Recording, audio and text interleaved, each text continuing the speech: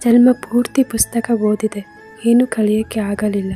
ಹತ್ತಿರದಿಂದ ಕೆಲವು ಮುಖಗಳ ಓದಿದೆ, ನೂರಾರು ಪಾಠ ಕಲಿತೆ.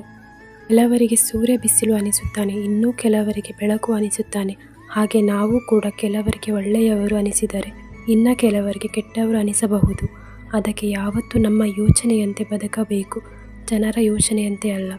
ತುಂಬ ಇಷ್ಟಪಟ್ಟಾಗ ಸಿಗೋದು ನೋವು, ತುಂಬ ನೊಂದಾಗ ಸಿಗೋದು ತಿಳುವಳಿಕೆ, ತುಂಬ ತಿಳುವಳಿಕೆ ಬಂದಾಗ ಸಿಗೋದು ಅನುಭವ. ಆ ಅನುಭವವೇ ಜೀವನ. ಕೆಲವರು ತುಂಬ ಅದೃಷ್ಟವಂತರು, 100 ನೋವು ಕೊಟ್ಟರೂ ಅವರಿಗೆ ತುಂಬ ಪ್ರೀತಿ ಸಿಗುತ್ತೆ. ಇನ್ನು ಕೆಲವರು ದುರಾದೃಷ್ಟರು, ಜನ್ಮವಿಡೀ ಪ್ರೀತಿ ಕೊಟ್ಟರೂ ಸಿಗೋದು ನೋವು ಮಾತ್ರ. ಒಂದು ವಸ್ತು ಹೊಡೆದು ಹೋದರೆ ಅಲ್ಲಿ ಶಬ್ದ ಮಾತ್ರ ಬರುತ್ತದೆ, ಮನಸ್ಸು ಹೊಡೆದು ಹೋದರೆ ಅಲ್ಲಿ ನಿಶಬ್ದ ಮಾತ್ರ ಉಳಿಯುತ್ತದೆ. ದಿನ ಬದುಕಿ 3ನೇ ದಿನ ಸಾಯುವ ಈ ಜೀವನದಲ್ಲಿ ಆ ಜಾತಿ ಈ ಜಾತಿ ಅನ್ನುವ ಬದಲು ಎಲ್ಲರೂ ನಮ್ಮವರೇ ಎಂದು ಪ್ರೀತಿಯಿಂದ ನೋಡಿ, ಅದರಲ್ಲಿ ಸಿಗೋ ಸಂತೋಷನೇ ಬೇರೆ.